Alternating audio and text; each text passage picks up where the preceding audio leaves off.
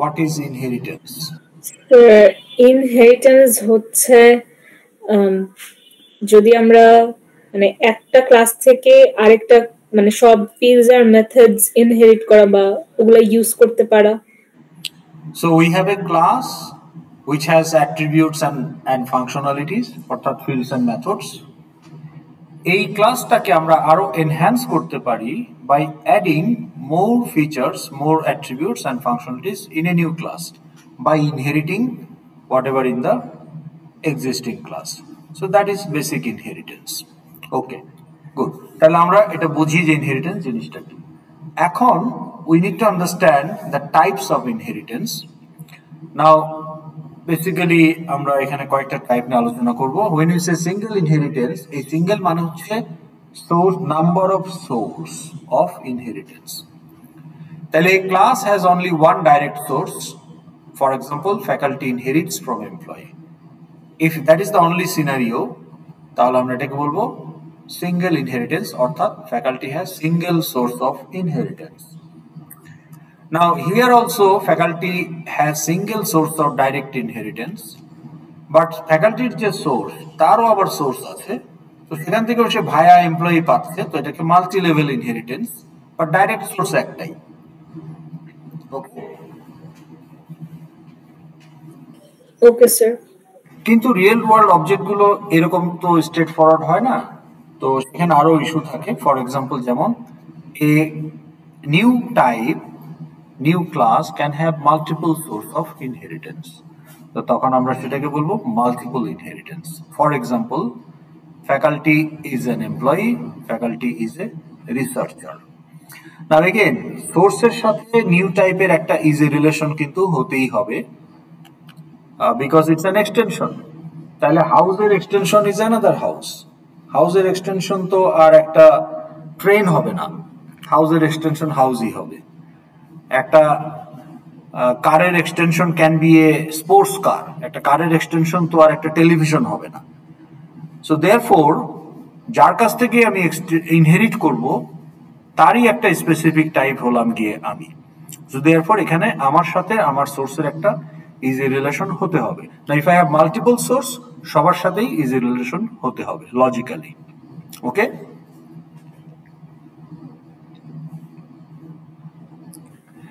তো তাহলে এখানে faculty is an employee, faculty is a researcher, we accept that.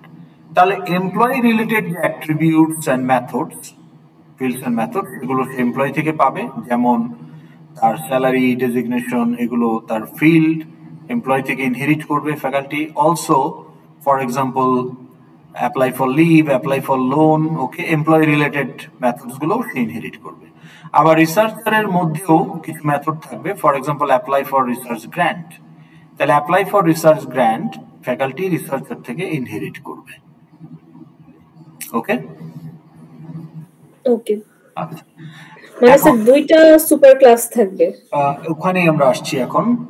Now if I have multiple source, now one of the source can be class and remaining source has to be interface.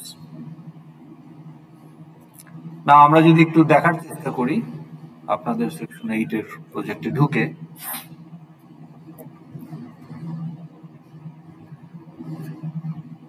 তাহলে আমি এখন বলছি যে researcher একটা interface, এটাই বললাম। তাহলে আমি যদি এখানে একটা ক্লাস তৈরি করি, নিউ জাভা ক্লাস, এই দেখেন ইন্টারফেস ক্লাসের একটা ভ্যারিয়েন্ট। তাহলে রিসার্চার, স্যার আমরা ইন্টারফেসই কেন এটা করছি? আসবো সেখানটাতে, আমরা কেন এটা কিভাবে, এগুলো আস্তে আস্তে একটু পরে ক্লিয়ার হবে। জাস্ট আমি ডেমো দেখাচ্ছি যে ইন্টারফেস ক্লাসেরই একটা ভ্যারিয়েন্ট। তাহলে এই যে new Java class as an interface হিসেবে আমরা এটাকে তৈরি করব। তাহলে খেয়াল করেন এই যে ক্লাসের মতোই এই যে পাবলিক ইন্টারফেস রিসার্চার। এখন আপনি এখানে একটা মেথড দিতে পারতেন যে public void apply for research grant. তাহলে অ্যাজ এ রিসার্চার যে এটাকে এক্সটেন্ড করবে, ইনহেরিট করবে, সে এই মেথডটা পেয়ে যাবে। তো তাহলে আমার ফ্যাকাল্টি যদি অলরেডি এক্সটেন্ড এমপ্লয়ি, তাহলে এখানে আমাকে বলতে হবে ইমপ্লিমেন্টস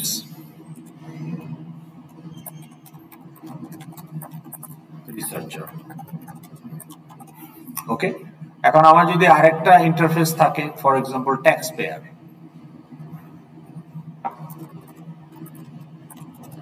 এটাও আমি বলছি যে অ্যানাদার ইন্টারফেস। তো তখন আমি বলতে পারি যে faculty also is a tax payer, so এখানেও ইজি রিলেশন হয়, তাহলে কমা ট্যাক্স পেয়ার। আমরা আগে সিনট্যাক্সটা দেখে নিলাম, পরে আমরা আস্তে আস্তে কনসেপ্টে ঢুকবো। Okay, so this is how we implement multiple inheritance. Any questions so far? No sir. Okay. এই কারণে আমাদের এই ডায়াগ্রামে আমরা বলছি যে দেখেন, ক্লাস থেকে যখন ইনহেরিট করব আমরা বলবো এক্সটেন্ডস, এই যে এক্সটেন্ডস, আর ইন্টারফেস থেকে যখন ইনহেরিট করব তখন বলবো ইমপ্লিমেন্টস। কেন, এটাতে আমরা পরে আসছি। ওকে, তাহলে আমরা মাল্টিপল ইনহেরিটেন্স বুঝতে পারলাম। এখন আপনার যদি মাল্টিপল সোর্স থাকে, যেমন এই ক্ষেত্রে আছে, একটা ক্লাস হতে পারবে, বাদ বাকিগুলো ইন্টারফেস হবে। এখন আপনাকে আমি যদি একটা ক্লাস দিয়ে বলি যে particular class has 5 source of inheritance, তাহলে এই সোর্সগুলোর মধ্যে কয়টা ক্লাস হতে পারবে, কয়টা ইন্টারফেস হতে পারবে?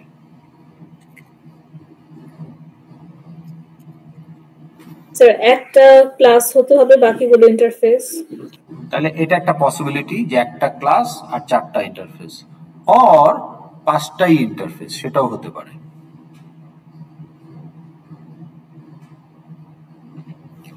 সো তার মানে কি দাঁড়ালো, অ্যাট মোস্ট একটা সুপার ক্লাস থাকতে পারে, আর বাকি সোর্সগুলো সব ইন্টারফেস অথবা সবগুলাই ইন্টারফেস হবে। এখন আপনার মাথার মধ্যে যেটা আসতেছে যে ইন্টারফেসটা আসলে কি, ক্লাসের সাথে এটার পার্থক্যটা কি? এটা ক্লাস, এটাও একটা টাইপ, তাহলে আসলে ফান্ডামেন্টালি ডিফারেন্সটা কোথায়? That is the next question that comes in your mind. আর এই মাল্টিপল ইনহেরিটেন্স করতেছি আমরা, বা এগুলো থেকে আমার কি লাভ হবে? তো এটা বুঝতে গেলে এগুলোর আগে আমাকে যেটা বুঝতে হবে সেটা হলো অ্যাবস্ট্রাক্ট ক্লাস, অ্যাবস্ট্রাক্ট মেথড। এই দুটো বুঝলে আমি ইন্টারফেসও বুঝে ফেলবো। এখন আপনাকে যদি বলা হয় যে what is the dictionary meaning of abstract, dictionary meaning of abstract কি বলেন তো দেখি?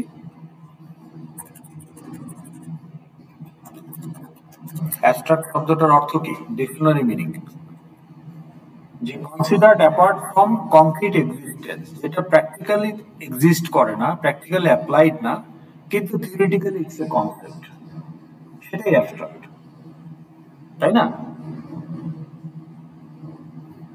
হ্যাঁ, মানে বাংলায় যেটাকে বলে বিমূর্ত। ওকে, তো তাহলে আমরা যদি লিটারাল ডিকশনারি মিনিংটাকেও যদি কনসিডার করে বোঝার চেষ্টা করি, তাহলে একটা অ্যাবস্ট্রাক্ট ক্লাস মানে কি? মানে হচ্ছে এটার কোনো প্র্যাকটিক্যাল অ্যাপ্লিকেশন নাই, মানে অর্থাৎ এটা এক্সিস্ট করে না, কংক্রিট এক্সিস্টেন্স নাই, মিনিং মানে এটা শুধু থিওরিতে এক্সিস্ট করবে, মানে ক্লাসটা টাইপ হিসাবে আছে কিন্তু সেই ক্লাসের প্র্যাকটিক্যাল এক্সিস্টেন্স নাই। তার মিনিং এটাকে আমরা ইনস্ট্যান্সিয়েট করতে পারবো না, এটার অবজেক্টকে আমরা ক্রিয়েট করতে পারবো না। তাহলে আমি নিউ করতে পারবো না for the class if it is an abstract class.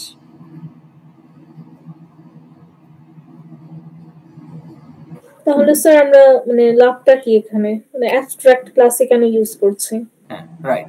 তাহলে আমার যদি একটা ক্লাস থাকে এখানে, যেমন এখানে কি এমন কোন ক্লাস আপনি দেখতে পাচ্ছেন যেটাকে আমরা ইনস্ট্যান্সিয়েট করতে চাই না? না। আপনি কি ড্রাইভারকে ইনস্ট্যান্সিয়েট করবেন বাংলাদেশ পুলিশে? নিউ ড্রাইভার করবেন?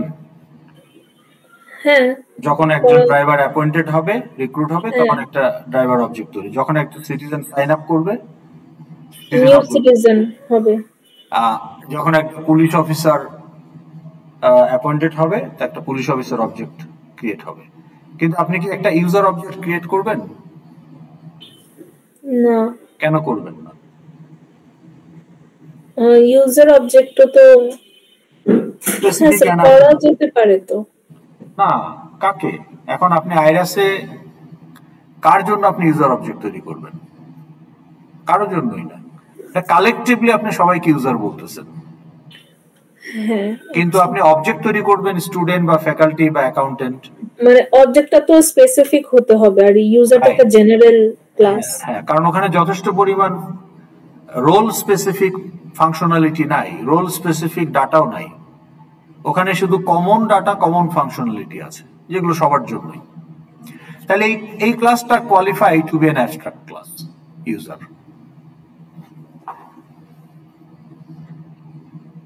তাহলে আমরা যদি এখন ইউজারকে ইনস্ট্যান্সিয়েট করতে চাই, এখন কিন্তু আমরা ইনস্ট্যান্সিয়েট করতে পারবো। কেন পারবো? কারণ হলো এইটা অ্যাবস্ট্রাক্ট ক্লাস না, সেই কারণে পারবো। তাহলে আমরা যদি এখন এই আমাদের মেইন অ্যাপ্লিকেশনে গিয়ে একটু চেক করি, মেইন অ্যাপ্লিকেশনটা কোথায়? এই যে হ্যালো অ্যাপ্লিকেশন। এখানে গিয়ে আমি যদি এখন বলি যে ইউজার কে ইনস্ট্যান্সিয়েট করতে চাই, আমাকে করতে দিবে, আটকাবে না। So if I say user u equal to new user, তো আমি যেটা অন্য প্যাকেজ আছে ইম্পোর্ট করে নিলে দেখেন কোনো অসুবিধা নাই। ওকে, বাট আমি যদি বলি যে এটা একটা abstract class, user is an abstract class, তাহলে পাবলিক অ্যাবস্ট্রাক্ট ক্লাস, এখন কিন্তু আমার হ্যালো অ্যাপ্লিকেশনে গেলে এটা এরর দিয়ে দিচ্ছে। তো কি বলতেছে যে অ্যাবস্ট্রাক্ট ক্লাস ক্যানট বি ইনস্ট্যান্সিয়েটেড।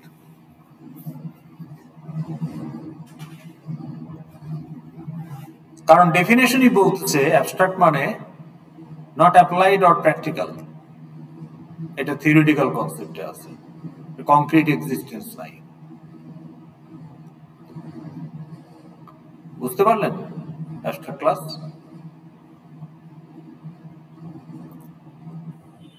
হ্যাঁ স্যার। তাহলে আমরা এই ইউজার ক্লাসটাকে অ্যাবস্ট্রাক্ট কেন করলাম? টু প্রিভেন্ট অ্যাক্সিডেন্টাল ইনস্ট্যান্সিয়েশন, যে এই ইনস্ট্যান্সটা আমার আসলে অ্যাপ্লিকেশনের কনটেক্সটে কোনো কাজে লাগবে না, এই জন্য টু প্রিভেন্ট ইনস্ট্যান্সিয়েশন আমি এটা করতে পারি। এখন প্রশ্ন হলো যে আমি যদি একটা ক্লাসের ইনস্ট্যান্স ক্রিয়েট না করি, যেমন ইউজার এখানটাতে, তাহলে এই ক্লাসটার দরকারটা কি আমার? স্যার আমরা এখান থেকে যে সব ক্লাসগুলা বানাবো, তো ওইটাই হচ্ছে এখান থেকে ডাটাটা যে আমরা নিচ্ছি এক্সটেন্ড করে, তার মানে এটাই আমার এই কমন ফাংশনালিটি যেগুলো বিভিন্ন ক্লাসে লাগে এবং তাদের যে কমন অ্যাট্রিবিউটস, এগুলো আমরা একটা সুপার ক্লাসে রাখতে পারি as an abstract class, and that class can play the role of superclass in inheritance. ওইটাই ওই ক্লাসের পারপাস। তাহলে এখানে ইউজার ক্লাস এক্সিস্ট করে to to enforce common attributes and functionalities to the subclass, এটাই এর রোল। ওর নিজস্ব কোনো অবজেক্ট ক্রিয়েট করা এখানে উদ্দেশ্য না। So in that case it can be abstract class, and that is the purpose of abstract class.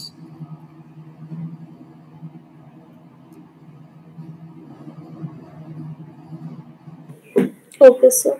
তার মানে একটা ক্লাসকে যখন আমরা বলি abstract class, naturally it is suppose to be a super class. Okay, তাহলে এটা আমরা বুঝতে পারলাম। Now what is abstract method? Again,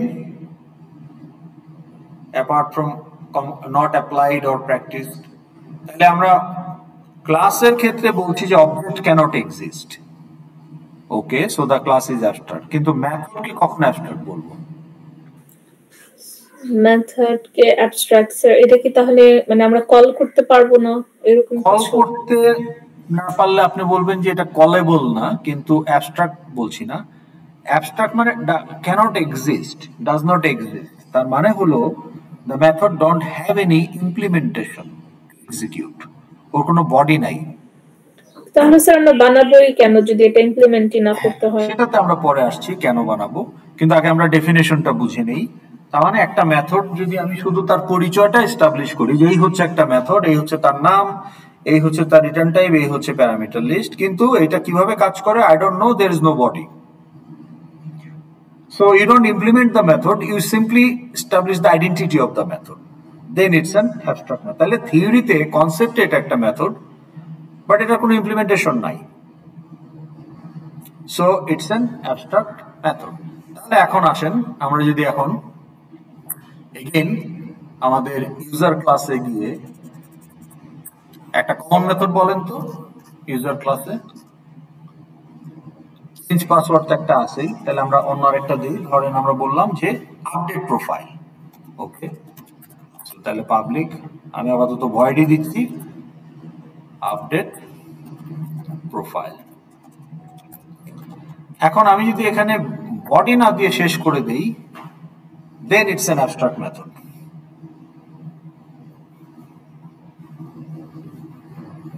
তার মানে এই 126 নাম্বার লাইনটা simply it's nothing but the identity of a method, but it doesn't have any implementation. Call hoile or it will crash because there is no body to execute. Okay?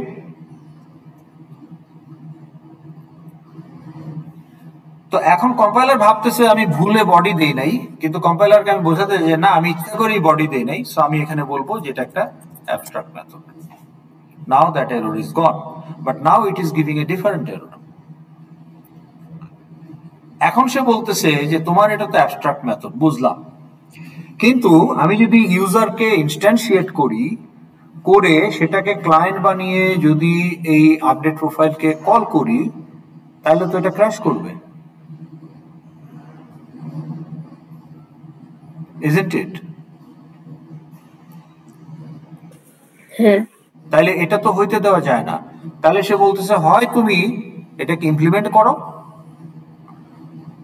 অথবা তোমার ক্লাসটাকে abstract করতে হবে, কারণ আমরা জানি abstract class করলে সেটাকে ইনস্ট্যান্সিয়েট করা যায় না, আর ইনস্ট্যান্সিয়েট করা না গেলে তো ক্লায়েন্টই হবে না, সেক্ষেত্রে এটা ওই ক্লায়েন্ট দিয়ে তো কলও আপনি করতে পারবেন না। সো দেয়ারফোর এটাকে যদি অ্যাবস্ট্রাক্ট হিসাবে রাখতে চাই, ক্লাসটাকে অ্যাবস্ট্রাক্ট করতে হবে, অথবা এটাকে অ্যাবস্ট্রাক্ট মেথড রাখা যাবে না, এটাকে ইমপ্লিমেন্ট করতে হবে, দুইটার একটা। তা আমি যেহেতু অ্যাবস্ট্রাক্ট হিসেবে রাখতে চাই, তার মানে আমাকে এখন আমার এই ক্লাসটাকে অ্যাবস্ট্রাক্ট করতে হবে। স্যার এটা আমি বুঝলাম না যে কেন মেথডের জন্য ক্লাসটাকে অ্যাবস্ট্রাক্ট করে রাখতে হবে। ওকে, তাহলে ধরেন আমি এটাকে অ্যাবস্ট্রাক্ট করলাম না, যদি না করি তাহলে আমি ইউজারকে নিউ করতে পারবো।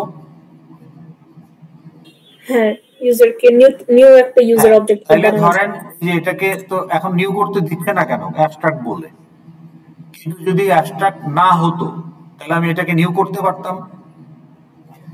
করতে পারার পরে আমি যদি বলি যে ইউ ডট আপডেট প্রোফাইল, এটা তো ক্র্যাশ করবে, কারণ তার তো কোনো ইমপ্লিমেন্টেশন নাই।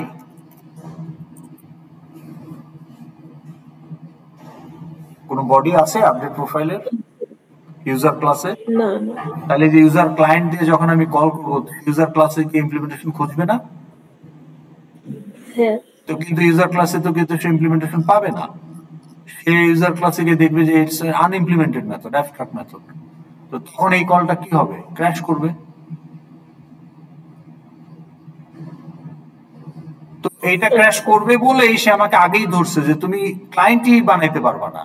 তা আমার ক্লায়েন্টই যদি না থাকে, ইউ যদি অবজেক্টই না হয়, তাহলে আমি কল করব কিভাবে?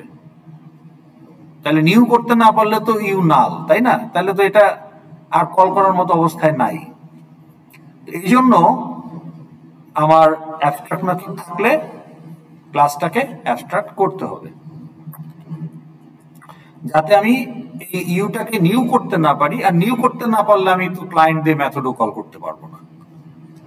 তো that is why it is telling যে if you have an abstract method, make the class abstract so that it can prevent instantiation. So therefore there will be no client to call this abstract method. So therefore আমরা run টাইমের এই awkward সিনারিওটাকে avoid করতে পারবো। ওই জন্য সে আমাকে এররটা দিচ্ছিল। এখন বুঝতে পেরেছেন? হ্যাঁ। ওকে, তো প্রশ্ন হলো যে তাইলে এই মেথডের কাজটা কি, ইউজফুলনেসটা কি? That is the next question. বুঝলাম যে আমি একটা অ্যাবস্ট্রাক্ট মেথড রেখেছি, but what is the consequence? All the subclass will inherit this, isn't it? But as a abstract, তাহলে আপনি যদি বলেন যে সিটিজেন এক্সটেন্ডস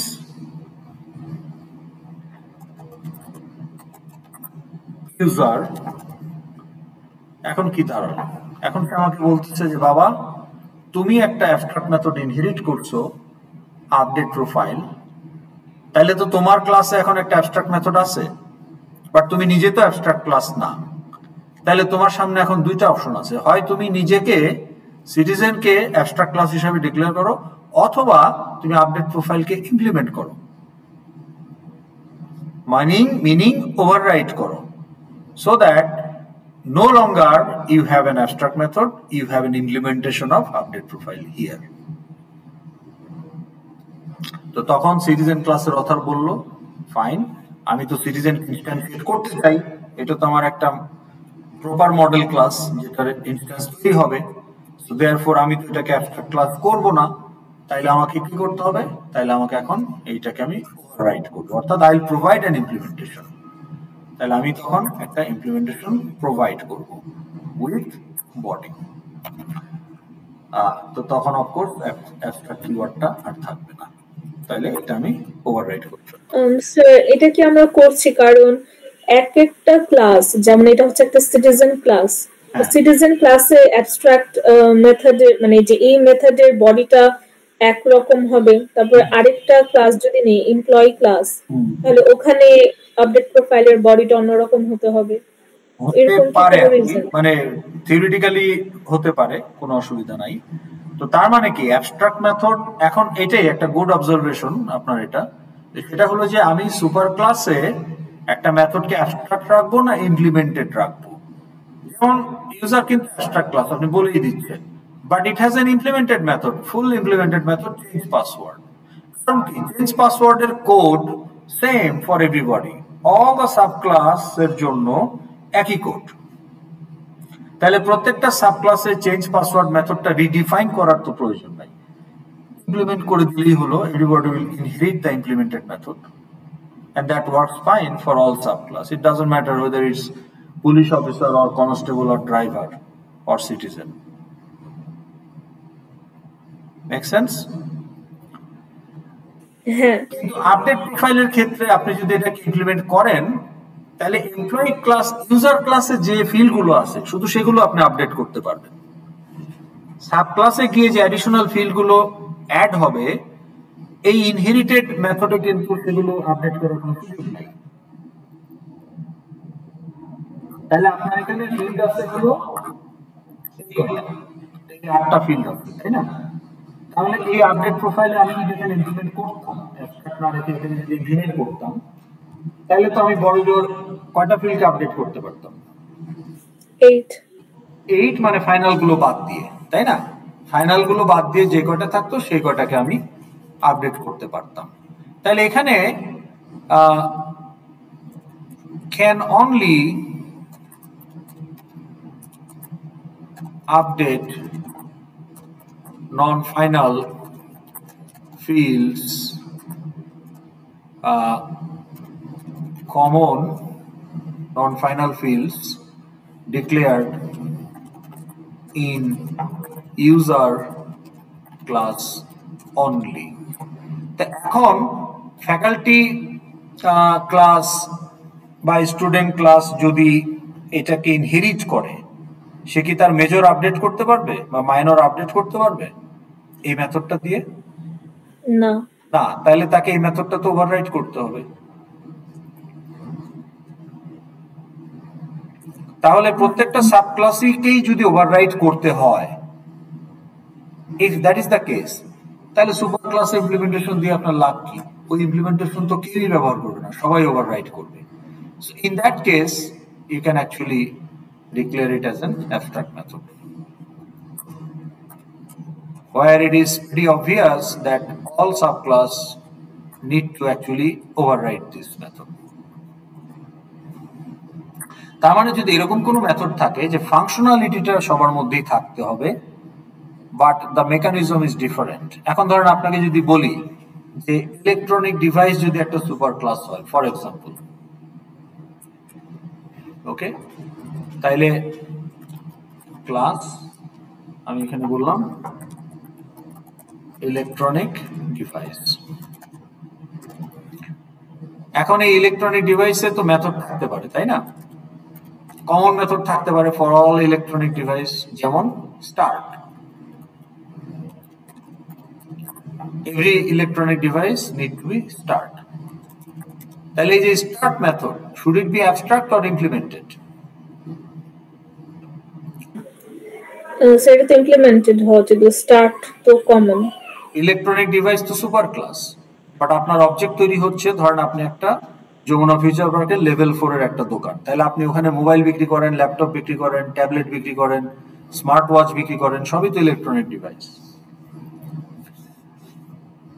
সবার তো স্টার্টের স্টেপগুলো নাও হতে পারে। তাহলে একটা মোবাইলের স্টার্টের যে কোড আর একটা ল্যাপটপের স্টার্ট করার কোড আর একটা ইলেকট্রনিক ওয়াচের স্টার্ট করার কোড ডিফারেন্ট, তাহলে অ্যাবস্ট্রাক্ট হবে। তো তখন এইটা এখানে আপনি ইমপ্লিমেন্ট করে লাভ কি,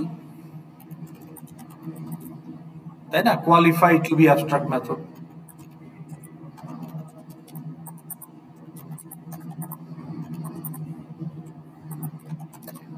সো তখন আমি সাব ক্লাসে গিয়ে বলবো যে আমার mobile phone extends electronic device, ও তখন এটাকে স্টার্টটাকে ওভাররাইট করবে।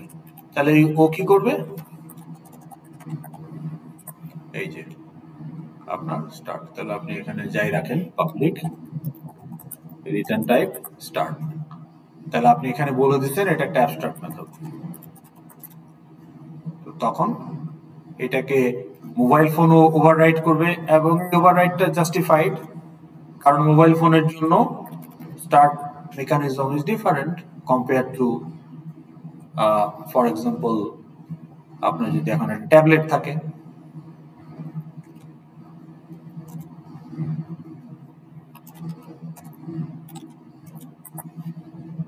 তাহলে ওখানেও আরেকটা স্টার্ট থাকবে তার মতো করে। তো তাহলে আপনার এই ইলেকট্রনিক ডিভাইসের যত সাব ক্লাস সবার জন্য স্টার্টিং মেকানিজম যদি ডিফারেন্ট হয়, দেন ইউ কাস্টমাইজ দিস। তাহলে বা ধরেন আপনার আপডেট বা ধরেন check for update, check for আপডেটের মেকানিজম ভ্যারি করতে পারে ডিভাইস টু ডিভাইস।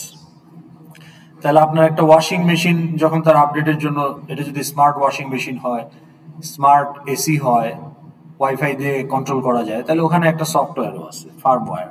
তাহলে সেই ফার্মওয়্যার আপডেট চেক করা একটা এসির জন্য, ওয়াশিং মেশিনের জন্য, আর একটা ল্যাপটপের জন্য, মোবাইলের জন্য তো এক না। তাহলে চেক ফার্মওয়্যার বা check update can be an abstract method. ওকে,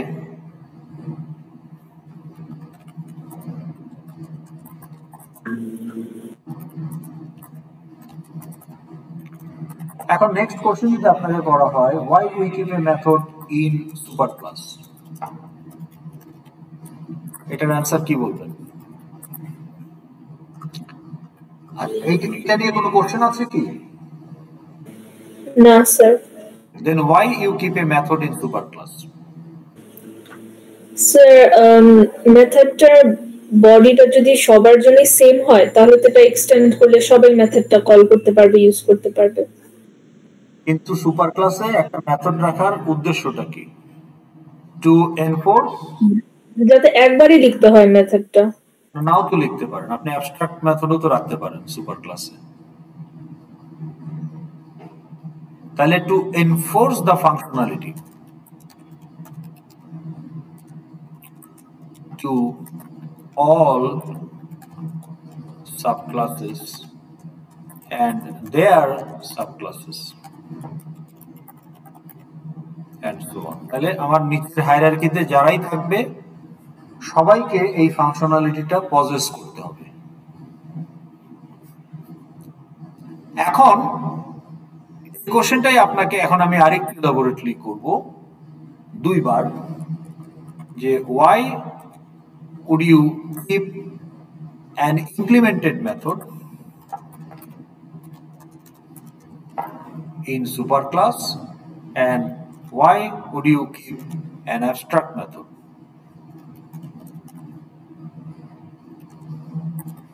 তাহলে আমরা যদি কোশ্চেন 1টা বুঝে থাকি তাহলে 2, 3 এর অ্যানসারও আমরা দিতে পারবো। তাহলে বলেন এটার অ্যানসার কি হবে?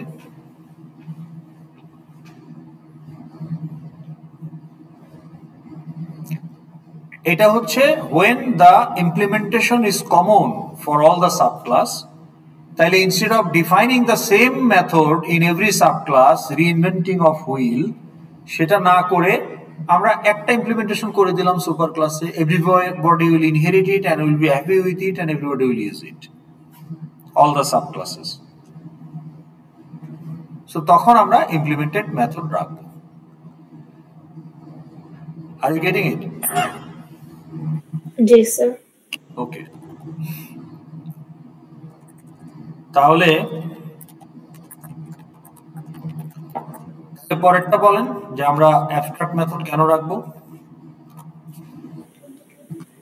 অ্যাবস্ট্রাক্ট মেথড রাখছি যাতে মানে যে সাব ক্লাসেস গুলো আছে ওগুলোতে আমরা ফাংশনালিটিটা থাকতে হবে, হ্যাঁ, কিন্তু implementation will be customized for different হবে সব সাব ক্লাসের জন্য। তাইলে implementation for all subclasses need to be customized.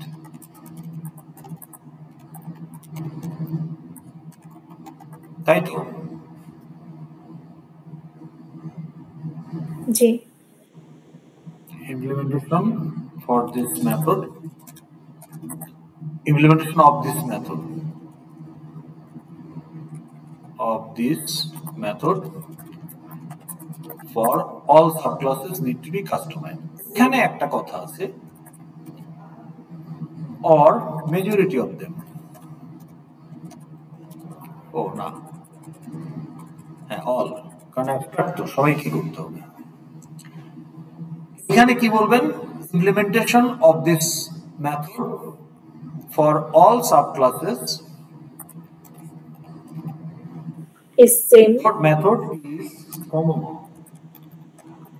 for all subclasses. এখানে যে কথাটা বলতে চাচ্ছিলাম যে all or at least majority of them, or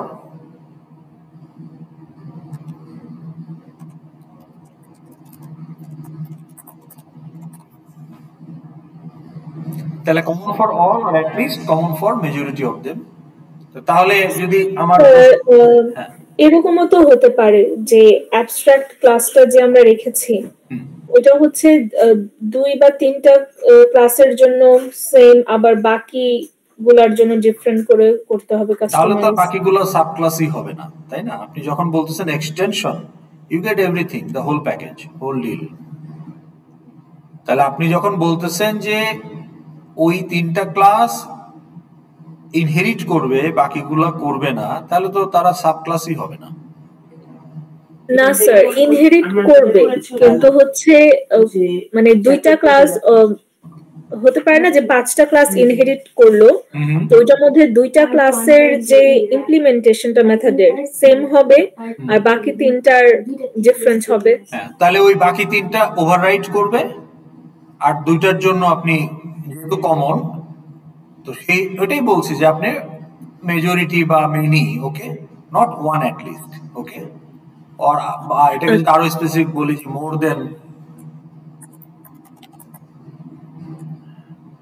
more than one of them। কিন্তু শুধু একটার জন্যই যদি ওটা কাজে লাগে তাহলে ওটা অ্যাবস্ট্রাক্ট রাখলেই তো হইতো, ও তো ওভাররাইট করতে পারতো।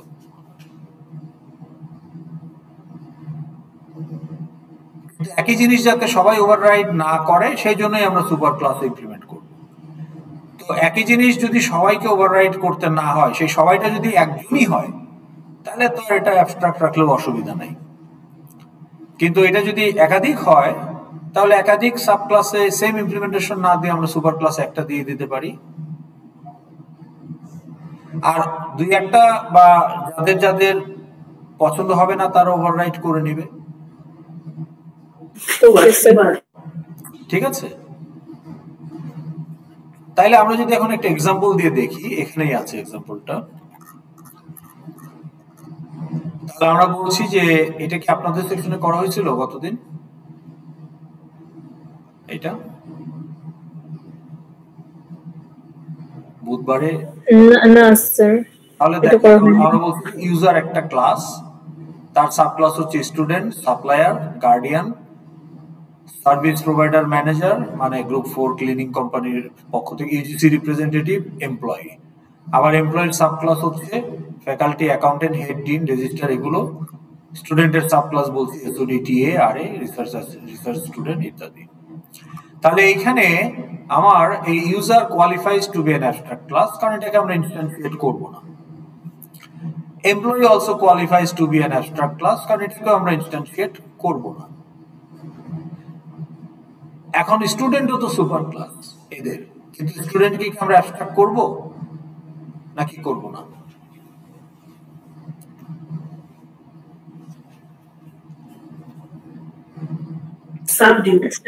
স্টুডেন্টকে স্যার আমরা তো একটা স্টুডেন্ট অবজেক্ট বানাতে চাই যারা আমাদের রেগুলার আন্ডারগ্রেড স্টুডেন্ট।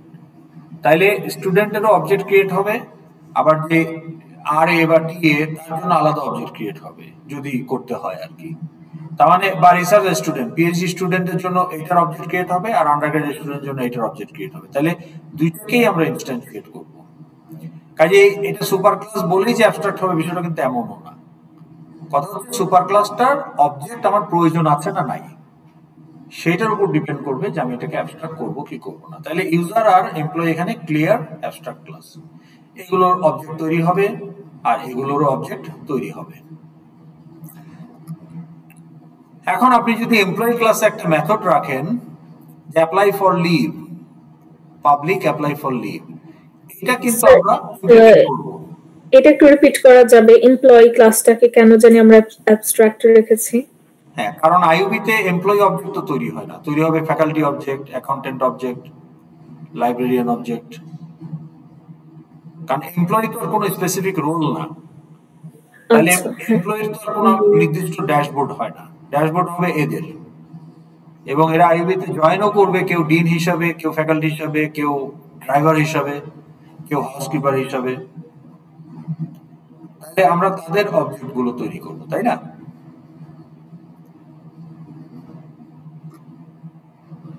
তো তাহলে এমপ্লয়িটা more specific than user but still not specific enough.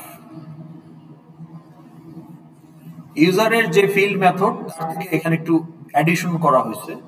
যেমন ইউজারের ফিল্ড গুলোর সাথে এখানে আপনি হয়তো ডেজিগনেশন, স্যালারি এগুলো অ্যাড করছেন। ইউজারের মেথড গুলোর সাথে এখানে হয়তো ওই যে অ্যাপ্লাই ফর লিভ টাইপের মেথড আপনি অ্যাড করছেন employee related, but still employee ক্লাসটা অ্যাজ এ টাইপ এইটার অবজেক্ট আপনার আইরাস এর সিস্টেমে ইউজফুল হবে না।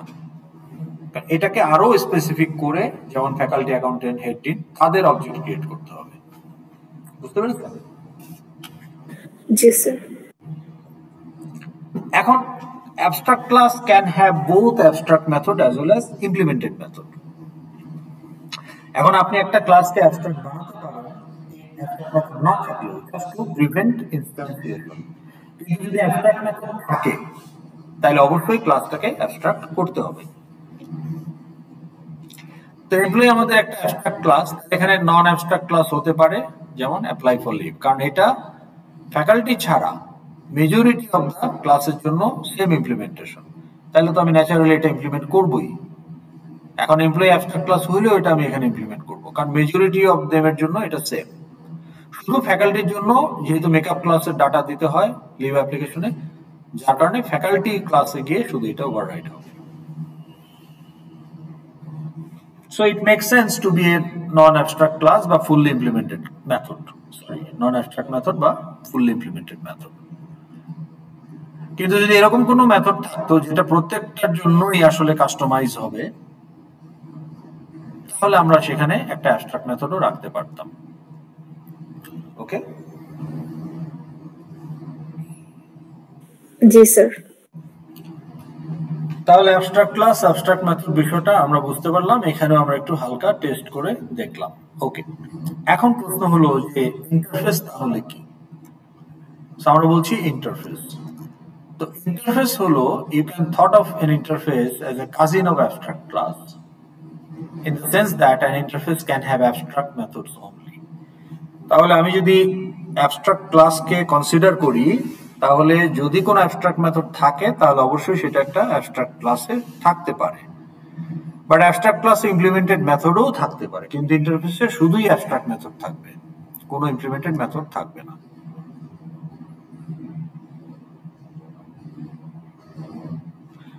আর যদি ফিল্ড থাকে তাহলে সেটা একই সাথে ফাইনাল এবং স্ট্যাটিক হতে হবে।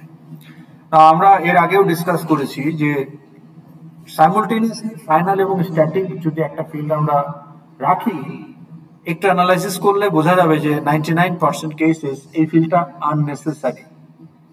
সো আপনি চাইলে রাখতে পারেন থিওরিটিক্যালি, কিন্তু যেহেতু এটা most cases it is unnecessary, এই জন্য ইন্টারফেসে আপনি জেনারেলি ইন প্র্যাকটিস কোনো ফিল্ড পাবেন না, শুধুমাত্র ইন্টারফেসে আপনি অ্যাবস্ট্রাক্ট মেথডগুলো দেখতে পাবেন। বাট থিওরিটিক্যালি পসিবল, কিন্তু এরকম ফিল্ড তো আসলে রেয়ার, একই সাথে শেয়ার্ড এবং এটাকে চেঞ্জও করা যাবে না। তো ইট ক্যান বি হার্ড কোডেড, সেই ডাটাটা আলাদা করে ফিল্ডে না রাখলেও চলে।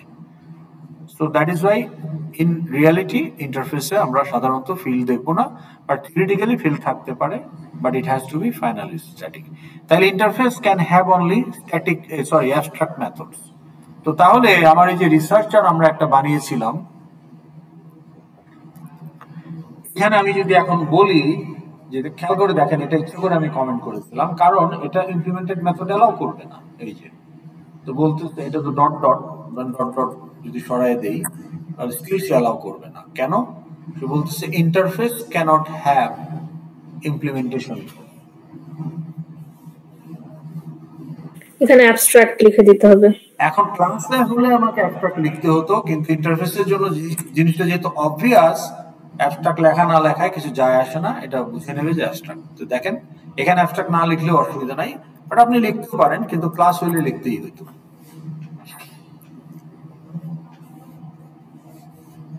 স্যার তাহলে আমরা ইন্টারফেস ইউজ কেন করছি? কারণ এগুলোর যে মেথডস আছে ওটা তো মানে সবগুলোর জন্য কাস্টমাইজ করতে হবে, রাইট? তাহলে ফাংশনালিটির জন্য রাইট, ইউ আর রাইট। তাহলে ইন্টারফেসে আসলে সেই মেথডগুলোই থাকে যেগুলো সবাইকেই কাস্টমাইজ করে নিতে হবে। সো ইন্টারফেস বেসিক্যালি, যেমন ধরেন আপনি একটা ধরেন আপনার যে এফএক্সএমএল, আপনি বলতেছেন এখানে সাবমিট বাটন, ঠিক আছে? তাইলে আপনি এখন বলতেছেন যে সাবমিট বাটন, আপনি এখন এই সাবমিট বাটনটা যে মডেল ক্লাসের জন্য ইউজ হবে, তাহলে তার অন অ্যাকশনটা কিন্তু আপনাকে কাস্টমাইজ করতে হবে। এখন এটা তো আপনি নির্দিষ্ট কন্ট্রোলারে গিয়ে কাস্টমাইজ করে দিচ্ছেন, কন্ট্রোলারে গিয়ে এটা, কিন্তু আপনি যদি জিনিসটাকে অন্যভাবে চিন্তা করেন যে এখানে ইন্টারফেস বলতে ইউজার ইন্টারফেস না, এখানে ইন্টারফেস বলতে বলা হচ্ছে যে আপনাকে একটা গেটওয়ে দিচ্ছে টু অ্যাচিভ সাম ফাংশনালিটিস। তো আমি যদি এখন বলি যে আমার একজন employee is a tax payer, তাহলে আমি এখানে গিয়ে বলছি যে employee is a tax payer. Okay, এক্সটেন্স user, এখানে এরর দিচ্ছে কেন বলেন?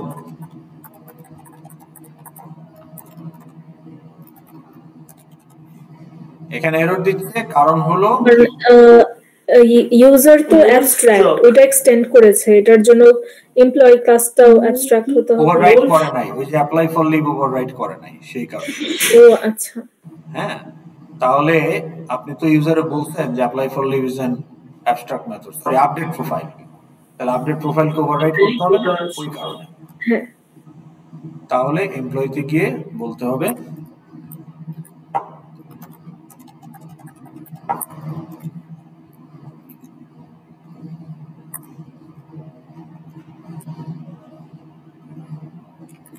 এই যে এখন এরর চলে গেছে।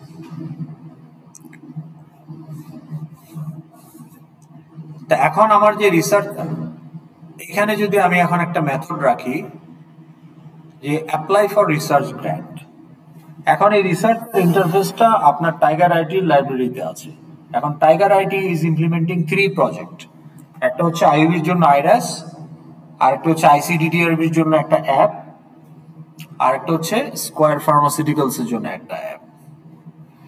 এখন আইরাসের যে faculty user, that faculty user implements tax payer, sorry researcher, কারণ ফ্যাকাল্টি ইজ এ রিসার্চার।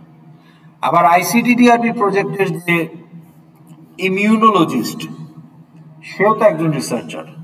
তাহলে আইসিডিডিআরবি যে ইমিউনোলজিস্ট, উনিও কিন্তু এই রিসার্চার ইন্টারফেসকে ইনহেরিট করবে। আবার স্কয়ার ফার্মার যে মলিকুলার বায়োলজিস্ট, সেও কিন্তু এই রিসার্চার ইন্টারফেসকে ইনহেরিট করবে। কিন্তু আইইউবির ফ্যাকাল্টি হিসাবে গ্র্যান্টের জন্য অ্যাপ্লাই করা আর আইসিডিডিআরবির ইমিউনোলজিস্টের জন্য গ্র্যান্টের জন্য অ্যাপ্লাই করা mechanism different, so it has to be customise. তাহলে ওই ধরনের রিলেটেড মেথডগুলো, রিসার্চ রিলেটেড মেথডগুলো আমরা এখানে রাখবো। তাহলে যে অ্যাপ্লিকেশনের ক্লাস এটাকে ইনহেরিট করবে, সেই অ্যাপ্লিকেশনের প্রোটোকল, রুলস, রেগুলেশনস অনুযায়ী সে ওটাকে কাস্টমাইজ করে নেবে। That is the purpose of interface.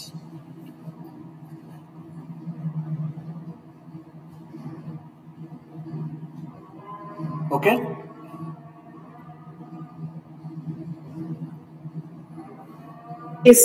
Sir এখানে যে প্রবলেমটা কেন দেখাচ্ছে রেড কালার? কোথায়? ঠিক আছে তো, ওইটা স্যার এটা, হ্যাঁ এটা ইউজ করা হয় না এই রিসার্চারকে, এখানে কোনো আন্ডারলাইন নাই। ও আচ্ছা আচ্ছা আচ্ছা, এখন আসেন, তাহলে আমরা ইন্টারফেস বুঝতে পারলাম। এখন আপনি আমাকে কিছু লাইব্রেরি ক্লাসের নাম বলেন তো, যেগুলো আমরা ইউজ করেছি।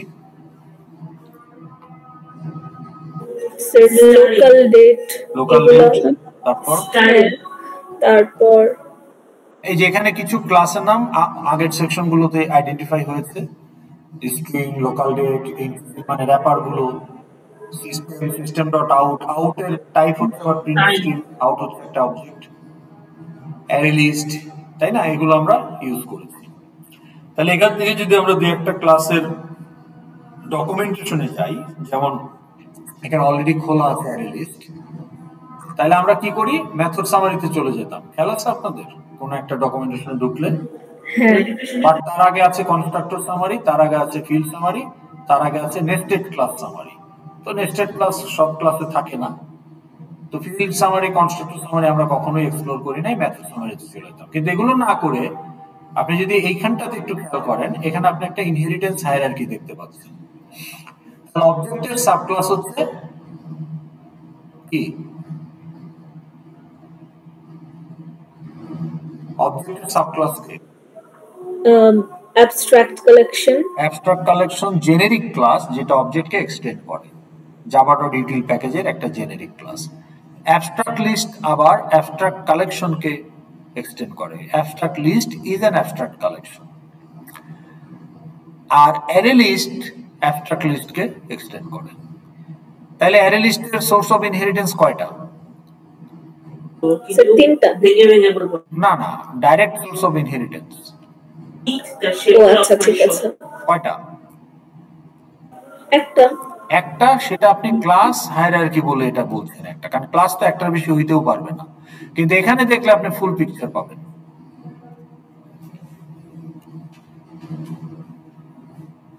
তাহলে এখন অ্যারে লিস্টের সোর্স অফ ইনহেরিটেন্স কয়টা?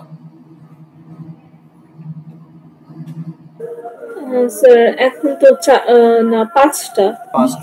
ক্লাস, চারটা ইন্টারফেস। তাহলে আমরা যদি এটাকে এক্সপ্লেইন করতে চাই যে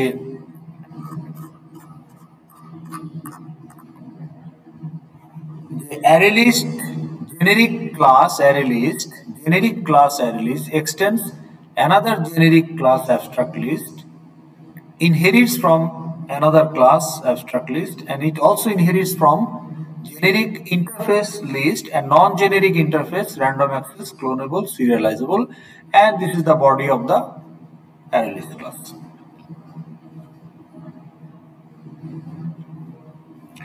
Tale, what must be there in this body?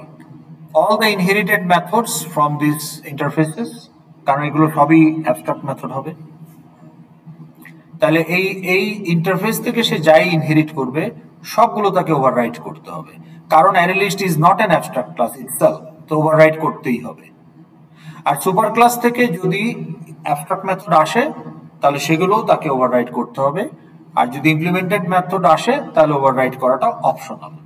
এখন অ্যাবস্ট্রাক্ট মেথড সুপার ক্লাস থেকে আসবে কিনা এটা ডিপেন্ড করবে সুপার ক্লাসটা নিজেই অ্যাবস্ট্রাক্ট ক্লাস কিনা। তো নাম দেখে আমরা অনুমান করতে পারি যে এটাও একটা অ্যাবস্ট্রাক্ট ক্লাস, বাট আসলেও এটা একটা অ্যাবস্ট্রাক্ট ক্লাস। তো আপনি যদি এই সুপার ক্লাসের এখানে যান তাহলে দেখতে পাবেন যে এটা আসলে একটা অ্যাবস্ট্রাক্ট ক্লাস।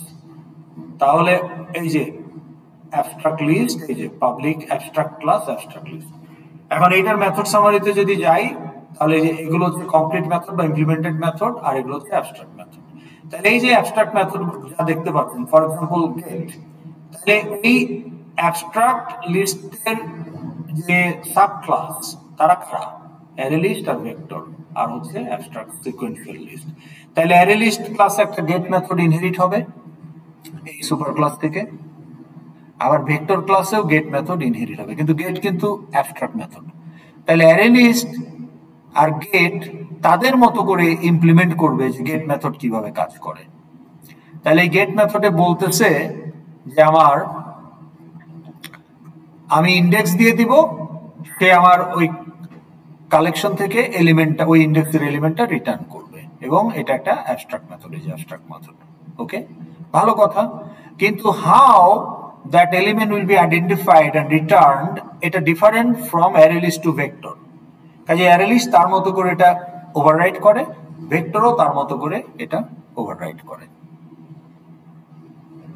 বুঝাইতে পারছি? হ্যাঁ স্যার। তো ওইটাই হচ্ছে আমার ইন্টারফেসের পারপাস। তো তাহলে আমরা এখান থেকে দেখতে পেলাম যে অ্যারে লিস্ট, তাহলে রিয়েল ওয়ার্ল্ড ক্লাস যেগুলো আপনি দেখবেন লাইব্রেরির অনেক class, not all but many of them are actually have multiple source of inheritance for obvious reason। obvious reasonটা কি? একটা array list তো একটা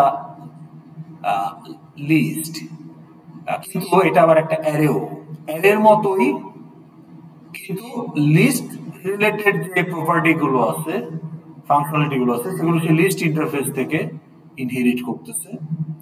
আবার এই অ্যারে লিস্টকে যেহেতু র্যান্ডমলি অ্যাক্সেস করা যায়, তাহলে র্যান্ডমলি অ্যাক্সেস করার জন্য কিছু মেথডকে র্যান্ডম অ্যাক্সেস থেকে ইনহেরিট করবে। অ্যারে লিস্টকে যেহেতু ক্লোন করা যায়, তাহলে ক্লোন করার যে মেথডগুলো সেগুলো সে এখান থেকে ইনহেরিট করবে, কিন্তু কিভাবে ক্লোনিংটা হবে এটা অ্যারে লিস্ট ক্লাস নিজেই ডিসাইড করবে, ওভাররাইট করবে। কিভাবে র্যান্ডমলি অ্যাক্সেস করা যায় এটা অ্যারে লিস্ট ক্লাস নিজেই ডিসাইড করবে, ওভাররাইট করবে। লিস্টের যে মেথড গুলো আছে, লিস্ট রিলেটেড মেথড, সেগুলো অ্যারে লিস্ট তার মতো করে ওভাররাইট করবে।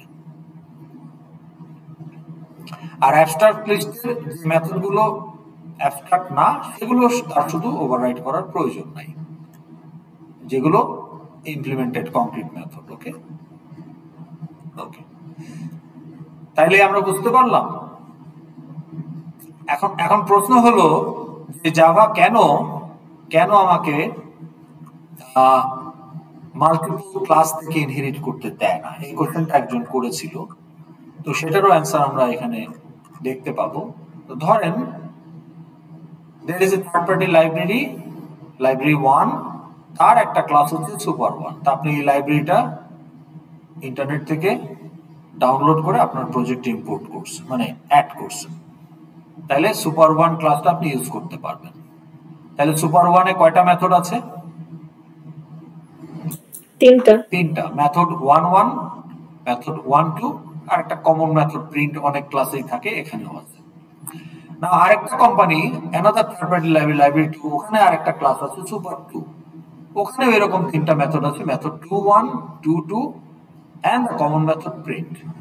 এখন জাভা তো দুইটা ক্লাসকে ইনহেরিট করতে দেয় না, এখানে দুইটাই ক্লাস, কিন্তু আমরা for the sake of discussion যদি অ্যাজিউম করি যে করতে দিল, তাহলে it will look like this, যে সাব এক্সটেন্ড সুপার 1 কমা সুপার 2। তো যদি সেটা করতে দেয় তাহলে কি দাঁড়াবে ঘটনাটা হলো যে এখানে তার নিজস্ব মেথড, সাব মেথড, এখান থেকে সে ইনহেরিট করবে মেথড 1 1 1 2 এন্ড অলসো প্রিন্ট, আর এখান থেকেও সে ইনহেরিট করবে method 2 2 2 2 1 2 2 and also another print. But the problem is two implementation of print will be available in sub and it's not an overridden. So both implementation will be visible there and that's a conflict. So আপনি যখন অভিজে যদি সাবের instance হয় তাহলে আপনি method 1 1 method 1 2 তে কোনো issue হবে না, implementation is inherited from super 1, method 2 1 2 2 তেও কোনো ইস্যু হবে না, only one implementation inherited from super 2, এইটা তার নিজের মেথড ইমপ্লিমেন্টেড, এখানেও কোনো ইস্যু হবে না। কিন্তু যখন প্রিন্টকে কল করা হবে তখন কোন ইমপ্লিমেন্টেশন এক্সিকিউট করবে, সুপার 1 এরটা না সুপার 2টা? প্যারামিটার তো same, so it's not overloading, it's neither overridden, it's not neither overridden, it's inherited two implementation of same signature and that's a problem. তো জাভা যখন বলতেছে তুমি দুইটা ক্লাস থেকে ইনহেরিট করতে পারবা না, তার মানে কি দুই জায়গাতে প্রিন্ট থাকলেও এক জায়গাতে ইমপ্লিমেন্টেশন থাকলে আরেক জায়গাতে হতে হবে সেটা অ্যাবস্ট্রাক্ট মেথড। তো কাজে আমি ইমপ্লিমেন্টেশন কিন্তু একটা থেকেই পাবো। যদি আমি এখানে যদি একটা ক্লাস হয়ে আরেকটা ইন্টারফেস হতো তাহলে কিন্তু আমি ইমপ্লিমেন্টেশন শুধু ক্লাস থেকে পেতাম, তো তাহলে আমার এই কনফ্লিক্টটা অ্যাভয়েড করা যেত। এই কারণে জাভা মাল্টিপল ক্লাস থেকে অ্যালাউ করে, কারণ পোটেনশিয়ালি তো থাকতে পারে দুইটা ক্লাসে একই সিগনেচারের মেথড থাকতে পারে না? হ্যাঁ স্যার, থাকতেই পারে। এখন একজন কোশ্চেন করেছিল যে স্যার আমি যদি নিজে দুইটা ক্লাসে গিয়ে ঢুকে দেখি সুপার 1 সুপার 2 তে এরকম কোনো কিছু নাই, কনফ্লিক্টিং কোনো কিছু নাই, অর্থাৎ সেম সিগনেচারের ইমপ্লিমেন্টেশন দুই জায়গাতে কাকতালীয় ভাবে নাই, তাহলে তো আমাকে এটা অ্যালাউ করতেই পারত। The answer is it depends on the programming language. যেমন সি প্লাস প্লাস আপনাকে অ্যালাউ করবে কিন্তু জাভা আপনাকে অ্যালাউ করবে না। কিন্তু স্যার এটা ইয়ে হয়ে যায় না, কারণ অনেক মেথড যত থাকতে পারে যে এটা চেক করাটা। কিন্তু আপনি বললেন যে আমি চেক করব, তোমার কি বাবা কম্পাইলার, তোমার সমস্যা কি, আমি চেক করে দিব, কাজেই তুমি আমাকে অ্যালাউ করো।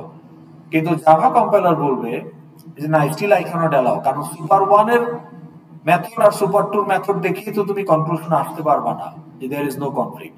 তোমাকে সুপার 1 এর সোর্স দেখতে হবে, সুপার 2 এর সোর্স দেখতে হবে, আবার তাদের সোর্স দেখতে হবে, তাহলে পুরো ইনহেরিটেন্স ট্রি এক্সপ্লোর করতে হবে অবজেক্টের পর্যন্ত, সুপার 1 এর আর super 2। That is cumbersome and tedious and unrealistic approach। এই জন্য জাভা বলতেছে বাবা তুমি এটা করতেই পারবে না। কিন্তু সি প্লাস প্লাস বলতেছে যে তোমার ইচ্ছা, তুমি করলে করো, আমি বিল করে দিব, ক্র্যাশ হলে আমার কোনো দোষ নাই। কনফ্লিক্ট না হলে তো ক্র্যাশ করবে না, কিন্তু হইলে পরে আমার কোনো দোষ নেই। আর জাভা বলে যে এখানে বিগ পসিবিলিটি, এতটা এক্সপ্লোর করে শিওর হওয়ার জন্য যে effort and time, that's not realistic, so I don't allow you. এটা একটু রিপিট করবেন যে ইন্টারফেসে কি সুবিধাটা পাচ্ছি আমরা? এই যে এই disaster, it will avoid this disaster, এটা কখনোই করবে না। অ্যাভয়েডটা কিভাবে হচ্ছে জিনিসটা? কি হচ্ছে? আমরা এই প্রবলেমটা অ্যাভয়েড কিভাবে করছি ইন্টারফেস ইউজ করে? ওকে, আপনি তো এখন দুইটা ইমপ্লিমেন্টেশন পাচ্ছেন, ইনহেরিট করতেছেন।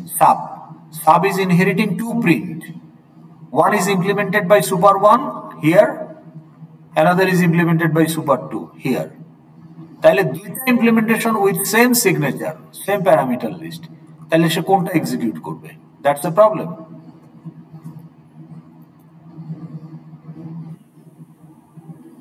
হ্যাঁ স্যার, এটা তো প্রবলেম, এটা বুঝলাম। ওকে, কিন্তু সুপার 2 যদি ইন্টারফেস হতো তাহলে কি ইমপ্লিমেন্টেশন থাকতো? না, ইমপ্লিমেন্টেশনটাই থাকতো। তখন এটা অ্যাবস্ট্রাক্ট মেথড হইতো, এইটুকু হইতো। তো তখন আপনি যদি বলতেন এক্সটেন্ড সুপার 1 ইমপ্লিমেন্ট সুপার 2, তাহলে এখানে কয়টা প্রিন্ট আসতো? স্যার একটাই প্রিন্ট আসতো। তাহলে তো আপনার কোনো প্রবলেম, হ্যাঁ মানে একটা ইমপ্লিমেন্টেশন আসতো, আরেকটা তো অ্যাবস্ট্রাক্ট, কিন্তু অলরেডি যেহেতু একটা ইমপ্লিমেন্টেশন চলে আসছে, আপনার ওভাররাইড না করলেও অসুবিধা নাই। তো তখন কিন্তু আপনি এই যে double ambiguity due to the multiple implementation of same signature method, that is guaranteedly avoided. That's abstract field হয় না? abstract field হয় না? না abstract field হয় না, কারণ field তো আলাদাভাবে কোনো এক্সিস্টেন্স হয় না, ফিল্ডের existence is part of the object existence. So abstract class guarantees যে অবজেক্ট এক্সিস্ট করে কি করে না। আপনার রুমে মনে হয় টিভি চলে, ওটা একটু মিউট করে যায় না? জি স্যার করছে।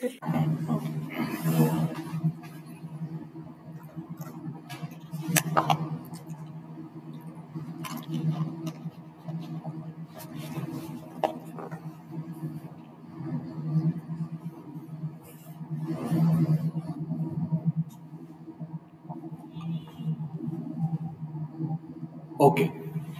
Shall we continue?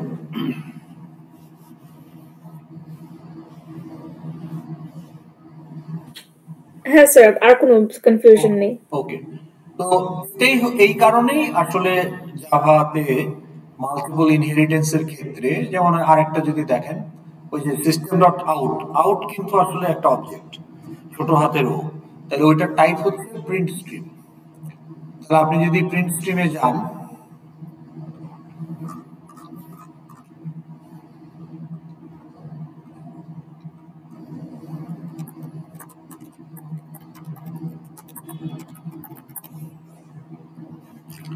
তাহলে ওখানে আপনি দেখতে পাবেন যে মাল্টিপল ইনহেরিটেন্স। তাহলে এই যে প্রিন্ট স্ট্রিম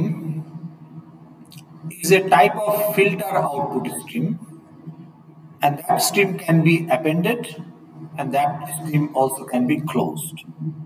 তাহলে একটা স্ট্রিম যখন একটা ইনপুট টাইপের স্ট্রিম হলে একটা ইনপুট সোর্সকে ওপেন করে, প্রিন্ট স্ট্রিম হচ্ছে একটা আউটপুট টাইপের স্ট্রিম, তো একটা আউটপুট সোর্সকে ওপেন করে, যেমন সেটা একটা আপনার মনিটর হতে পারে, প্রিন্টার হতে পারে, ফাইল হতে পারে, ডাটাবেস হতে পারে, প্রজেক্টর হতে পারে, অর্থাৎ স্পিকার হতে পারে, অর্থাৎ আউটপুট ডিভাইস।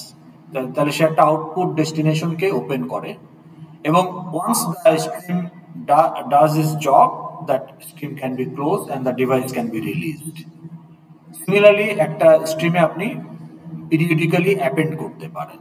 তাহলে যে অ্যাপেন্ড করা রিলেটেড মেথডস গুলো, ক্লোজ করা রিলেটেড মেথডস গুলো সে ইন্টারফেস থেকে পাবে, আর আউটপুট রিলেটেড স্ট্রিম ফিল্টার করে আউটপুট রিলেটেড স্ট্রিম, তাহলে এই যে আউটপুট স্ট্রিম রিলেটেড মেথডস গুলো সে ইনহেরিট করবে ফ্রম ফিল্টার আউটপুট স্ট্রিম, এবং তার নিজস্ব মেথডও থাকবে। তাহলে ওই প্রিন্ট স্ট্রিমেরই মেথড কিন্তু প্রিন্ট, হ্যাঁ, প্রিন্ট স্ট্রিম ক্লাসের মেথড কিন্তু প্রিন্ট। এখন আপনি যদি এটার সুপার ক্লাসে যান, তাহলে সুপার ক্লাসের মেথড সামারিতে যদি যান, এখানে কি প্রিন্ট মেথড আছে না নাই? স্যার নাই তো, তাহলে এটা এটার সুপার ক্লাস থেকে আসছে না, এটা তার নিজের মেথড। হ্যাঁ, এই যে দেখেন আপনি, আপনার এখানে কোনো অ্যাবস্ট্রাক্ট মেথড নাই, কারণ এটা অ্যাবস্ট্রাক্ট ক্লাস না, it's not an abstract class, কাজে এখানে অ্যাবস্ট্রাক্ট মেথড এমনিতেও থাকতে পারবে না। তাহলে এখানে যে কয়টা মেথড আছে সবই ইমপ্লিমেন্টেড মেথড। হ্যাঁ, তাহলে এই যে দেখেন এখানে কিন্তু প্রিন্ট, তাহলে এই রাইট ক্লোজ এগুলো সে ইনহেরিট করছে, কিন্তু আমরা যে প্রিন্ট বা প্রিন্ট লাইন মেথড ইউজ করি, system dot out dot print line, তো এই আউট তো আসলে এই ক্লাসের ক্লায়েন্ট, তো এই আউট প্রিন্ট বা প্রিন্ট লাইন হচ্ছে তার নিজস্ব মেথড, ইনহেরিটেড মেথড না। এই যে প্রিন্ট বা প্রিন্ট লাইন এগুলো হচ্ছে তার নিজের মেথড। কিন্তু অ্যাপেন্ড করা, ক্লোজ করার জন্য তাকে আবার দুইটা ইন্টারফেস থেকে সে মেথড পাচ্ছে, সেগুলো সে কাস্টমাইজ করে নিচ্ছে তার মতো করে। তাহলে ইন্টারফেসের পারপাসটা হলো যে কেউ যদি নিজেকে ক্লেম করে আমি একজন ট্যাক্স পেয়ার, কেউ যদি নিজেকে ক্লেম করে যে আমি একজন ট্যাক্স পেয়ার, ইন্টারফেসটার জন্য আপনি এই বক্সটা আনবেন, এই যে ইন্টারফেস, ঠিক আছে? তাহলে এটা যদি আনি, এটা হচ্ছে ইন্টারফেসের বক্স। ইন্টারফেসে যদি স্ট্যাটিক এবং একই সাথে স্ট্যাটিক এবং ফাইনাল ফিল্ড না থাকে, আপনি মাঝখানের বক্সটা ডিলিট করে দিতে পারেন। আর এই যে ইটালিকে লিখতে হয়, অ্যাবস্ট্রাক্ট ক্লাসের নাম ইটালিকে লিখতে হয়, সো ডাজ ইন্টারফেসের নাম। কিন্তু ইটালিক থাকলে এটা অ্যাবস্ট্রাক্ট ক্লাস না ইন্টারফেস, এটা বোঝানোর জন্য এই যে অ্যাঙ্গেল ব্র্যাকেট অথবা ইন্টারফেস কিওয়ার্ড। তো এটা হচ্ছে আমাদের বক্স। আর আমরা এই যে এখানে ইউজ করেছিলাম এক্সটেন্স, খেয়াল আছে কিনা আপনাদের? এই যে এক্সটেন্স সলিড লাইন উইথ হলো ট্রায়াঙ্গেল, আর এটা হচ্ছে ইমপ্লিমেন্টস, এই যে ইমপ্লিমেন্টস। তাহলে আমরা ইমপ্লিমেন্টস এর জন্য এটা, তাহলে এই যেখানে আমি বলছি যে আমার employee is a tax payer, তাহলে আমি বলতেছি এমপ্লয়ি ইমপ্লিমেন্টস, এই যে public class employee এক্সটেন্স user implements tax payer. তো রিসার্চার যদি থাকে তাহলে আরেকটা ইমপ্লিমেন্টে যাবে। তো প্রোগ্রামার কিন্তু এখান থেকেই বুঝে যাবে যে কোন ক্লাসে কি সোর্স অফ ইনহেরিটেন্স হচ্ছে। ওকে, আর খেয়াল করেন আমরা বলছি যে এই এমপ্লয়ি ক্লাসে অর্গানাইজেশন নেম এটা একটা স্ট্যাটিক ফিল্ড, প্রত্যেক এমপ্লয়িটা শেয়ার করে। রাখবেন কিনা, রাখাটা যৌক্তিক কিনা সেটা অন্য জিনিস, না রাখলেও চলে কিনা, কিন্তু রাখলে এটা একটা স্ট্যাটিক ফিল্ড হিসেবে কোয়ালিফাই করে। সো আমরা বলেছি আন্ডারলাইন। তাহলে static field, static method, underline. Static method যেমন আমরা বলেছি ভেরিফাই লগইন, এটার ক্লায়েন্ট হচ্ছে class, not object. So therefore এটা একটা স্ট্যাটিক মেথড, আন্ডারলাইন। আর অ্যাবস্ট্রাক্ট মেথডকে আপনি ইটালিক করে দেবেন, এটা আপডেট প্রোফাইল। এটা ইটালিক মানে প্রোগ্রামার বুঝবে এটা abstract method. So therefore the class name is also italic, abstract class. Similarly যেহেতু ইন্টারফেসেও অ্যাবস্ট্রাক্ট মেথড থাকে, ইন্টারফেসের নামও ইটালিকে হবে। কিন্তু ইন্টারফেসের মেথডগুলো ইটালিক দেওয়া না দেওয়াতে কিছু যায় আসে না, কারণ এটা ডিফল্ট, যেটা অ্যাবস্ট্রাক্টই হবে। ওকে, জি স্যার। তাহলে এটাকে আমরা বুঝতে পারলাম। হ্যাঁ, ওকে, তাহলে এখন ক্লাস ডায়াগ্রাম আপনি অ্যাকর্ডিংলি আপডেট করতে পারবেন। আজকে আমি চেয়েছিলাম আপনাদের একটু ক্লাস ডায়াগ্রামের ফিডব্যাক দিতে, কিন্তু আজকে যেহেতু লোকজন নাই, ইনফ্যাক্ট আপনাদের সেকশনে কেউই আসে নাই, পুরোটাই অনলাইনে হচ্ছে। আগের সেকশনে তো আসছে কয়েকজন, গতকালকে অবশ্য বেটার ছিল প্রেজেন্স। তো যার কারণে আজকে আর ফিডব্যাক না দিয়ে আমরা আগামী ক্লাসে, যেহেতু আমাদের 2টা সেশন আছে এবং হোপফুলি আগামী ক্লাসে আপনারা আসতে পারবেন, সো দেয়ারফর আমরা ওখানে কিছু ফিডব্যাকও দেওয়ার চেষ্টা করবো, যেগুলো আপনারা সাবমিট করছেন। হ্যাঁ, তাহলে ভুল টুলগুলো একটু ধরতে পারলে ওটা আবার আপনি কারেক্ট করে নিতে পারবেন। ওকে, তো তাহলে আমরা মোটামুটি এটুকু বুঝতে পারলাম।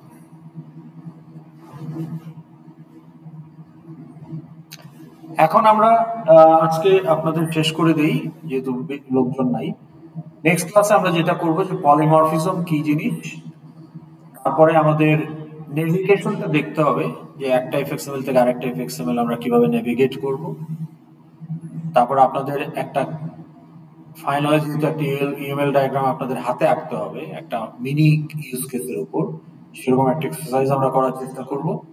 আর তার আগে আমরা দেখবো যে ফাইল আইও কিভাবে কাজ করে জাভাতে। তো কাজে নেক্সট ক্লাসে 2টা সেশন একটা ইম্পর্টেন্ট সেশন হবে, so try to B present. Sir আমাদের ফাইনালেও কি স্যার হাতে হাতে আঁকতে হবে? জি জি জি, হাতে আঁকতে হবে। এই জন্যই আপনাকে এখন ডট আঁকতে অনেক সময় লাগে আপনার, এই জন্য আপনাকে আমরা একটা কাগজ শিট, ওই যে ফাইনাল এক্সামের খাতা থাকে না, ওটার একটা শিট পিন খুলে আপনাকে দিয়ে বলা হবে যে লেফট রাইট মিলে আপনি ড্র করেন। তা আপনার ক্লাস ডায়াগ্রামে তো 40-50টা বক্স চলে আসবে, যেটা প্রজেক্টের ক্লাস ডায়াগ্রাম। কিন্তু ফাইনালে যেটা করতে বলা হবে সেখানে আসলে 6-7টার বেশি বক্স প্রয়োজন পড়বে না।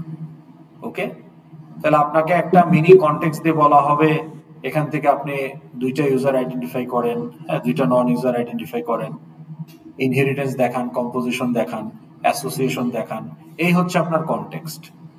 তাহলে ওইটা আপনি যদি নিজের প্রজেক্টের ক্লাস ডায়াগ্রামে কাজ করে থাকেন, তাহলে কিন্তু ফাইনালে আপনি এরকম একটা নিজের ক্লাস ডায়াগ্রাম যদি বানান, যেটা সাবমিট করবেন 40-50টা বক্স সহ, ওটা যদি আপনি বুঝে করে থাকেন নিজে, তাহলে ফাইনাল ইজি। কিন্তু সেটারও যাতে আপনার কোনো শক না হয়, এই জন্য আমরা একটা স্যাম্পল কোশ্চেন ক্লাসে প্র্যাকটিস করবো, যে কিভাবে একটা ইউজ কেস থেকে পরীক্ষার জন্য, ফাইনাল এক্সামের জন্য ক্লাস ডায়াগ্রাম মানে ক্লাসগুলো আইডেন্টিফাই করবেন, টাইপগুলো এবং বিভিন্ন রিলেশনশিপ যেগুলো দেখাতে বলা হচ্ছে সেগুলো দেখাবেন উইদিন হাফ অ্যান আওয়ার। তা হাফ অ্যান আওয়ার হয়ে গেল, ক্লাস ডায়াগ্রামের শীটটা জমা দিয়ে দিলেন। এরপরে মিডের মতো অ্যাজ ইউজুয়াল ইন্টেলিজে প্রজেক্ট করবেন, 70 মার্ক, ক্লাস ডায়াগ্রাম 30 মার্ক, এই হচ্ছে 100। ওই ইন্টেলিজেন্ট কাজটা কি স্যার মিডের সিলেবাসের মতোই? আচ্ছা, মিডের থিমটা কি ছিল বলেন, মিডে কি করেছেন?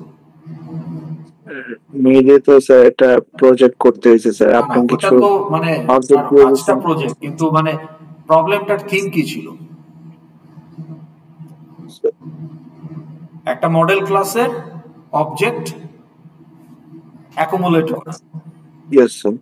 ফাইনালেও তাই করবেন, কিন্তু ফাইনালে আপনার মডেল ক্লাসটা can be a sub class.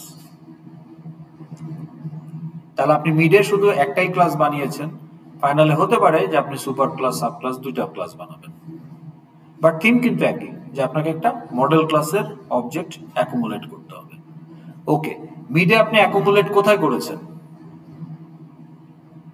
ইন্টেলিজে sir. না না না, অবজেক্ট গুলো আপনি অ্যাকুমুলেট করেছেন কোথায়? অবজেক্ট গুলো তো স্যার ক্লাসে। ক্লাসের ভেরিয়েবল গুলো অবজেক্ট, কিন্তু যখন ক্রিয়েট করতেছেন অবজেক্ট গুলো কোথায় হোল্ড করতেছেন, অ্যাকুমুলেট করতেছেন কোথায়, জমাচ্ছেন কোথায়? Sir scene builder. সিন বিল্ডারে তো আপনি ভিউ ডিজাইন করেছেন।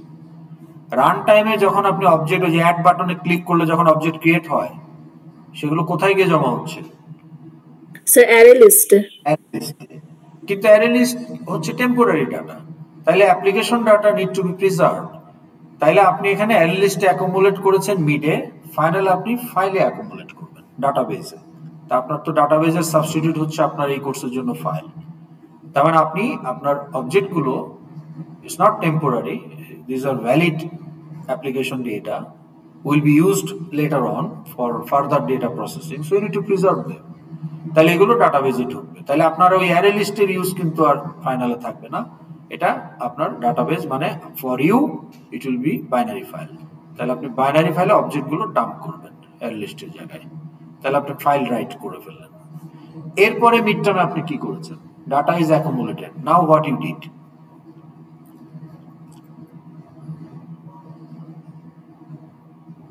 জি স্যার, কোয়েশ্চেনটা কি ছিল? কোশ্চেনটা ছিল মিড টার্মে আপনি ডাটা অ্যাকুমুলেট করে ফেললেন অ্যারে লিস্টে, যতগুলো অবজেক্ট প্রয়োজন আপনি করে ফেললেন। এরপরে কি করেছেন মিড টার্মে? Once your accumulation is done, what you did in midterm? Next. Sir আমরা ওই যে করেছিলাম, ডেটা ফিল্টার করে টেবিলে শো করেছিলাম। ডাটা প্রসেসিং করেছেন, তাই না? হ্যাঁ। ওকে, এখন আপনার মিড টার্মে আপনি ডাটা জেনারেট করেছেন and also ডাটা প্রসেস করেছেন, but on the same page, same view. But in real world এটা তো হয় না।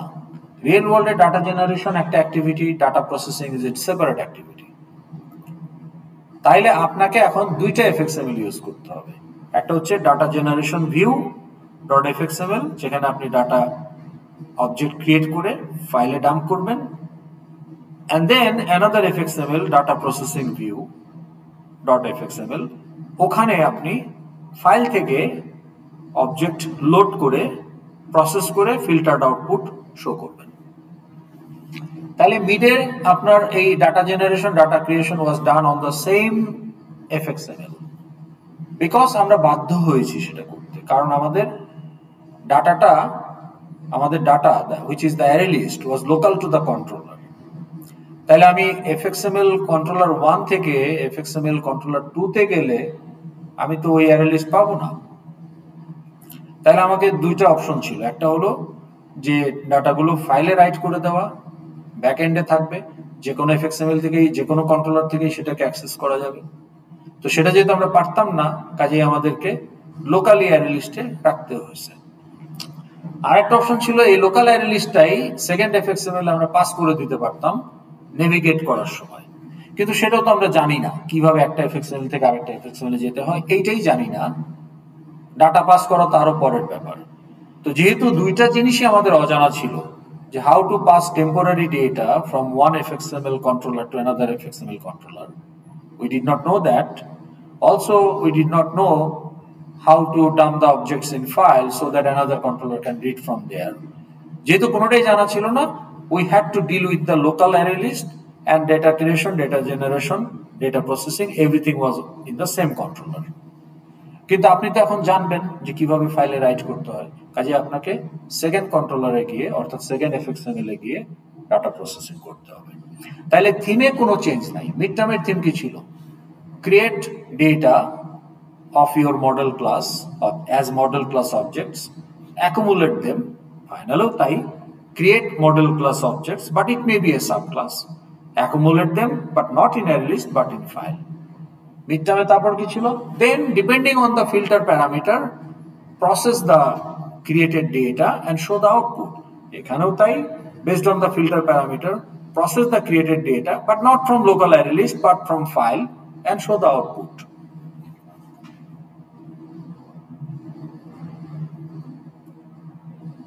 ওকে? Okay sir. তো এই জন্য আমাদের ফাইল হ্যান্ডলিং এবং নেভিগেশনটা যত তাড়াতাড়ি আমরা দেখে ফেলবো তত আমাদের জন্য এটা ইজি। তো এইটা হচ্ছে আপনার ওই ফাইনালের যে ক্লাস ডায়াগ্রাম তার একটা প্রিপারেশন। আর এটা তো আপনার প্রজেক্টই লাগবে, ফাইনাল তো আরো প্রজেক্টের পরে দিবেন, কারণ আপনার প্রজেক্টের যে 8টা ইউজারের object plus non user class যেগুলো আপনারা বের করতেছেন আপনাদের ওই কোর্স প্রজেক্টে, সেগুলোর অবজেক্ট গুলো রাখতে গেলে তো আপনার ফাইল ক্রিয়েট করতে হবে। তাহলে আপনার যদি 20টা মডেল ক্লাস থাকে তাহলে 20টা বাইনারি ফাইল ক্রিয়েট করতে হবে। তাহলে ফাইল রিড রাইট তো আপনাকে আগে শিখে ফেলতে হবে। তো আমাদের টার্গেট হলো বাই নেক্সট উইক আমরা যদি এগুলো কভার করে ফেলতে পারি তাহলে কিন্তু আপনি আপনার প্রজেক্টের কোডিং এর জন্য রেডি। মিন হোয়াইল আপনারা যেটা করবেন, যে আমরা একটা স্ট্র্যাটেজি ডিসকাস করেছিলাম যে আপনারা এফএক্সএমএল ফাইলগুলো ডিজাইন করা শুরু করে দেন কোর্স প্রজেক্টের। ঠিক আছে? আর নেক্সট ক্লাসে আমাকে একটু রিমাইন্ডার দেন, তাহলে আমি আপনাদের ওই যে ক্লাস ডায়াগ্রাম যেটা সাবমিট করছেন তার একটা ফিডব্যাক, আমরা একটা শর্ট করে একটা ফিডব্যাক সেশন রাখতে পারি। ওকে স্যার, আপনার কনসালটেশন আওয়ার্সটা কখন, এটা কি জানা যাবে? আমি একটু গাইডেন্স লাগবে তো। হ্যাঁ, কনসালটেশন আওয়ার তো ধরেন আমার 1টা থেকে 6টা পর্যন্ত ব্যাক টু ব্যাক ক্লাস থাকে। তাহলে ধরেন আপনি 12টার দিকে আমার রুমে আসতে পারেন, তাহলে ওই যে ক্লাসের আগে কনসাল্ট করতে পারেন। মানডে এন্ড ওয়েডনেসডে অথবা ইমিডিয়েটলি আফটার ক্লাস 5:50 যে যেমন এখন শেষ হচ্ছে, হ্যাঁ, এখনো আপনার যদি 15-20 মিনিট মানে ওরকম একটা টাইম কনসাল্ট করা যাবে, সমস্যা নাই। তাহলে before my class or after my class. Okay sir. ঠিক আছে। আর যদি ব্রেক টাইমে আপনি কনসাল্ট করতে চান, আমাদের 20 মিনিটের ব্রেক থাকে, সেটাও করতে পারেন। তো ঠিক আছে, তাহলে আমরা আজকে শেষ করছি এখানে। স্যার লেট অ্যাটেন্ডেন্স কি?